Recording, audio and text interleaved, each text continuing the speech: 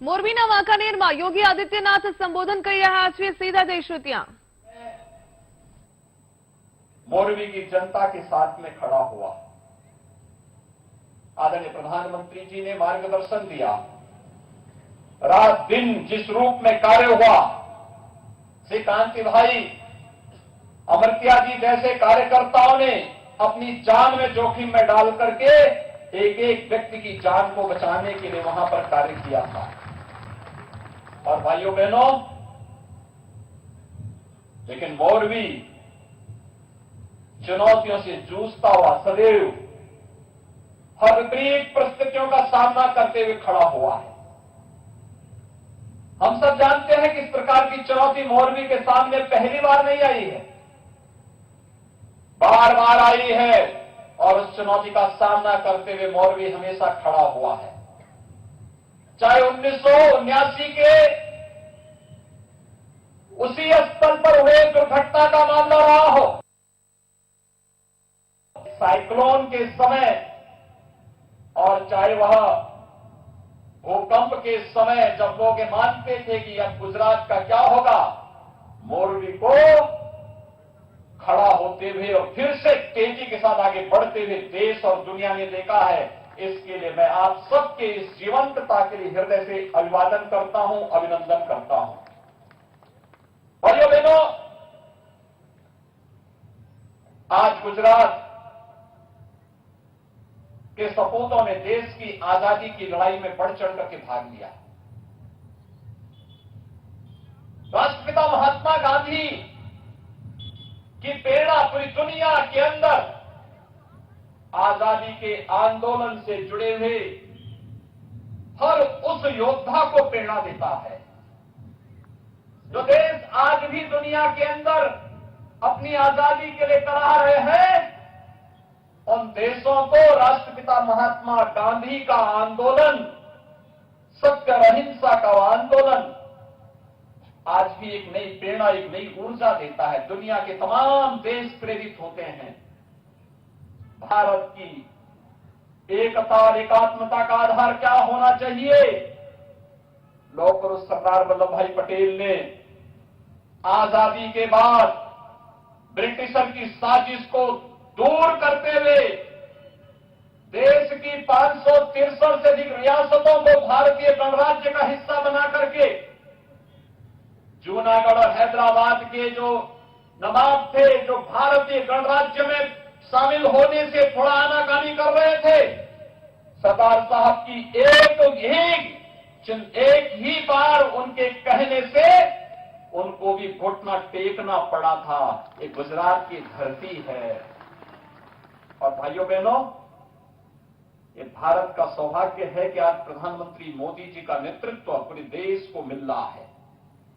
पूरी दुनिया उनसे लाभान्वित हो रही है। अभी आपने 3 दिन पहले इंडोनेशिया के बाली में देखा होगा, प्रधानमंत्री मोदी जी के नेतृत्व में भारत को दुनिया के सबसे शक्तिशाली 20 देशों का नेतृत्व करने का भी अवसर प्राप्त हुआ है। अगले 1 वर्ष तक G20 के देशों का नेतृत्व भारत करेगा। प्रधानमंत्री मोदी जी के नेतृत्व में दुनिया के 20 जिनका दुनिया के 80% संसाधनों पर अधिकार है, वे लोग किस प्रकार की रणनीति बनाते हैं दुनिया की सुख, समृद्धि और शांति के लिए, ये सारे कार्यक्रम होने वाले हैं। और यह पूरे देश के लिए, हर गुजरातवासी के लिए गौरव की बात होनी चाहिए। इसके लिए मैं आप सबका हृदय से अभिनंदन करता हूं। भाइयों बहनों, आज गुजरात मॉडल की चर्चा देश और दुनिया में होती है। एक गुजरात मॉडल एक प्रधानमंत्री मोदी जी के मुख्यमंत्री कार्यकाल के दौरान हुए अनेक उन नवाचारों का उदाहरण है जो जीवन के प्रत्येक क्षेत्र में गुजरात ने स्थापित किए। विकास का क्या मॉडल होना चाहिए, सुरक्षा का क्या मॉडल होना चाहिए, शांति और सौहार्द के लिए क्या कुछ होना चाहिए, મોરબીના વાંકાનેરમાં યોગી આદિત્યનાથ ચૂંટણી સભા સંબોધન કરી રહ્યા છે। સીધા જઈશું ત્યાં। दुनिया के सामने जब प्रस्तुत किया जाता है, ऐसे ही भारत की विरासत के प्रतीक, आस्था के प्रतीक, इन सभी धर्मस्थलों को एक भव्य स्वरूप देखने को मिलता है, तो उससे एक नई प्रेरणा हम सबको भी प्राप्त होती है और हम सब आभारी हैं आपके। आपने बार बार मोदी जी को यहां मुख्यमंत्री के रूप में चुना। मोदी की इतनी लोकप्रियता हुई और देश के प्रधानमंत्री बने, और प्रधानमंत्री बनने के बाद आज मोदी जी का मार्गदर्शन और उनका नेतृत्व उत्तर प्रदेश को वैसे ही मिल रहा है जैसे गुजरात को मिल रहा है, और भाइयों बहनों उसका परिणाम भी देखने को मिल रहा है। आपने देखा होगा उत्तर प्रदेश के अंदर 500 वर्षों का इंतजार समाप्त हुआ ना। अयोध्या में भगवान राम का भव्य मंदिर का निर्माण कार्य प्रारंभ हो गया ना। अयोध्या में भगवान राम के भव्य मंदिर का निर्माण कार्य प्रारंभ हुआ, और काशी में काशी विश्वनाथ धाम किस भव्य रूप में देखने को मिल रहा है। आप में से बहुत सारे लोग गए होंगे, जो नहीं गए मैं उनको आमंत्रित करूंगा, काशी में आइए, काशी विश्वनाथ धाम का दर्शन करिए। कितना भव्य स्वरूप हो गया है। कोई 2017 के पहले गया होता, 14 के पहले गया होता, उसे विश्वास ही नहीं होगा। यही तो है, मोदी है तो मुमकिन है, इसी को कहते हैं भाइयों बहनों। यही है जो संकल्प लिया, आज विकास की नई नई ऊंचाइयों को छूता हुआ भारत, आस्था के तीर्थ स्थलों का हो रहा सम्मान और उसका भव्य स्वरूप। आप उत्तराखंड में केदारपुरी और बद्रीनाथ धाम में जाइए, वहां पर भी यही भव्य स्वरूप आपको देखने को मिलेगा। आप उज्जैन में जाइए, महाकाल के महालोक का दर्शन करिए। प्रधानमंत्री मोदी जी ने अभी कुछ दिन पहले उसका लोकार्पण भी किया है। और भाइयों बहनों, मैं पूछना चाहता हूं,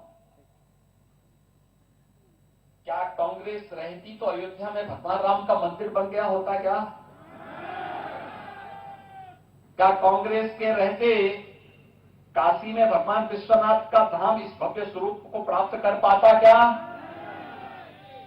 कांग्रेस के रहते, अच्छा बताओ, प्रधानमंत्री मोदी जी और गृह मंत्री अमित शाह जी ने कश्मीर की धारा 370 को सदैव के लिए समाप्त कर दिया, आतंकवाद की जड़ को सदैव के लिए मिटा दिया। क्या कांग्रेस के रहते सब संभव हो पाता क्या? जब भाइयों बहनों, कांग्रेस न आपकी सुख दुख में सहभागी बन सकती है, कांग्रेस न आपकी आस्था का सम्मान कर सकती है, कांग्रेस न देश की सुरक्षा कर सकती है, कांग्रेस न वैश्विक मंच पर भारत को प्रतिष्ठा दिला सकती है, कांग्रेस भारत को दुनिया की सबसे बड़ी अर्थव्यवस्था के रूप में भी स्थापित नहीं कर सकती है। और कल तो मैं एक बड़ा मजेदार देख रहा था, कल कांग्रेस के एक मंच पे राष्ट्रगान हो रहा था, राष्ट्रगान के दौरान फिल्मी गीत बजने लग गया। ये तो इनकी राष्ट्रभक्ति है। राष्ट्रगान का भी सम्मान नहीं कर सकते। भाइयों बहनों, राष्ट्रपिता महात्मा गांधी जी ने एक बात कही थी आजादी के बाद कि कांग्रेस को विसर्जन कर देना चाहिए, और राष्ट्रपिता की उस संकल्प को पूरा करने का समय लगता है, समय आ गया है समय। और इसीलिए गुजरात में कोई संदेह नहीं, आज डबल इंजन की सरकार जिस तेजी के साथ कार्य कर रही है, प्रधानमंत्री मोदी जी का नेतृत्व है, उनका मार्गदर्शन है, भूपेंद्र भाई पटेल जिस मजबूती के साथ यहां कार्य कर रहे हैं, इसको देखते हुए मोरबी की हर सीट भारतीय जनता पार्टी के चुनाव चिन्ह कमल की फूल की तरफ जाना चाहिए। और भाइयों बहनों, यही संकल्प लेने के लिए आज मैं आपके पास आया हूं, आपसे कहने के लिए आया हूं, और मैं आप सबसे इस बारे में करूंगा कि आप सभी इस बात से सहमत हैं कि देश का विकास और देश की सुरक्षा के लिए भाजपा आवश्यक है। आप मानते हैं देश की सुरक्षा, देश की आस्था का सम्मान ये केवल भारतीय जनता पार्टी और प्रधानमंत्री मोदी जी के द्वारा ही संभव है। आप मानते हैं ना? सभी लोग मानते हैं। भाइयों बहनों, आप सबसे मैं अपील करूंगा, अगर आप ये मानते हैं तो मैं आप सबसे अपील करूंगा कि हमारे सांगानेर से भारतीय जनता पार्टी ने एक जुझारू कर्मठ कार्यकर्ता को, बहुत पुरानी कार्यकर्ता हैं, विचारधारा से जुड़े हुए कार्यकर्ता हैं, जीवन पर्यंत एक निष्ठा के साथ अपने राष्ट्रवादी विचारधारा का समर्थन करते हुए, उसका अनुसरण करते हुए उन्होंने पूरा जीवन जिया है। ऐसे श्री जीतू भाई सोमानी को अकानेर विधानसभा क्षेत्र से भारतीय जनता पार्टी ने प्रत्याशी बनाया है। मोरबी से भारतीय जनता पार्टी ने श्री कांति भाई अमृतिया जी को अपना प्रत्याशी बनाया है। भाइयों बहनों, चुनाव के दौरान प्रत्याशी के लिए बहुत कठिन होता है कि हर घर जा सके।